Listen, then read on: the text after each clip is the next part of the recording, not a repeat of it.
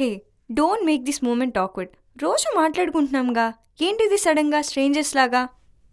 అంటే first time కలుస్తున్నాం కదా, so పర్లేదు, నేను నిన్ను అలా ఉంటావు ఇలా ఉంటావు అనుకున్నా, బట్ ఓకే. ఓకేనా? అంటే మరీ సూపర్ కాకపోయినా యావరేజ్. చా నువ్వేదో సమంతలో ఉన్నావు, మరి నువ్వు కూడా యావరేజే. నేను యావరేజా?